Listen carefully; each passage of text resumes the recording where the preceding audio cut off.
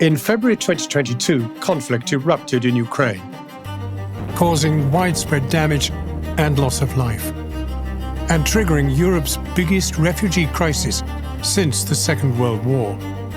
Millions of lives have been turned upside down, with people left cold, hungry, and homeless. But they have not been alone. The crisis has led to a huge outpouring of generosity.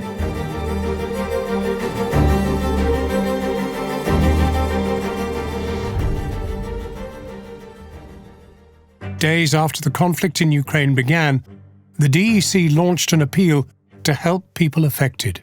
Many of us would have never envisaged launching a humanitarian appeal in the heart of Europe in 2022. Tragically, that's exactly where we find ourselves today. This is our collective opportunity to help. By the end of 2022, the appeal had raised over £400 million. But raising the money for Ukraine was only the beginning. It's hugely challenging to respond in a conflict setting, especially when civilian infrastructure has been hit.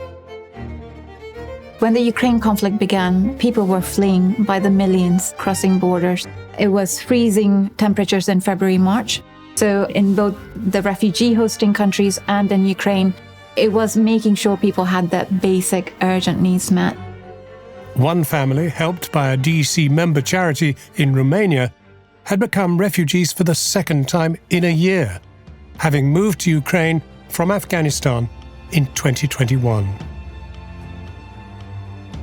First, I left my country from war, and then the war started there. So I feel very bad and nervous. The quickest way to scale up aid efforts is to always support local populations, often local community members, local grassroots agencies. They are the front lines. The DEC supported a project to provide food aid, including to people who couldn't leave their homes. This is meat, soup, meatballs, fresh vegetables. Aid workers faced a new problem when a shortage of fuel made it difficult to make deliveries. A team of volunteer cyclists stepped forward to deliver the food and medicine by bike. Во-вторых, что-то хотел сделать полезно, не быть в глазах детей трусом. Это очень важно. The conflict has taken a heavy toll on civilian infrastructure. Hospitals have been hit, water and power systems destroyed.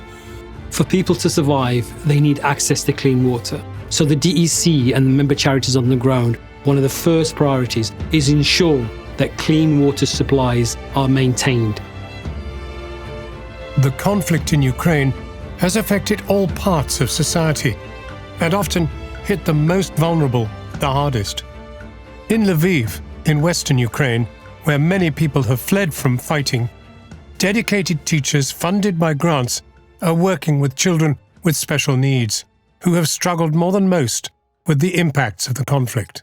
Їм складно бути в темних приміщеннях, в приміщеннях, де скупчується дуже багато людей. І саме в таких умовах ці діти перебували, переховуючись в укриттях, в місцях бомбардувань.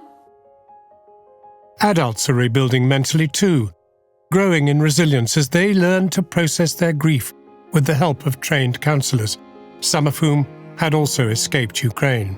Я никогда не подумала, что я смогу с психологом разговаривать. Я стала общаться, мне стало легче, я стала улыбаться. Я очень благодарю Бога, что есть такие люди на свете. Они даже не представляют, на самом деле, какой вклад они вносят вообще в жизни людей.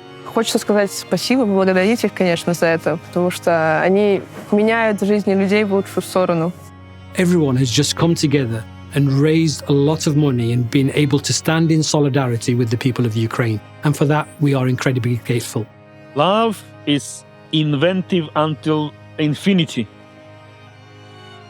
Thanks to the humanitarian aid from UK, we knew that we can start to act because of all our donors and people behind us who support us and give us this hope.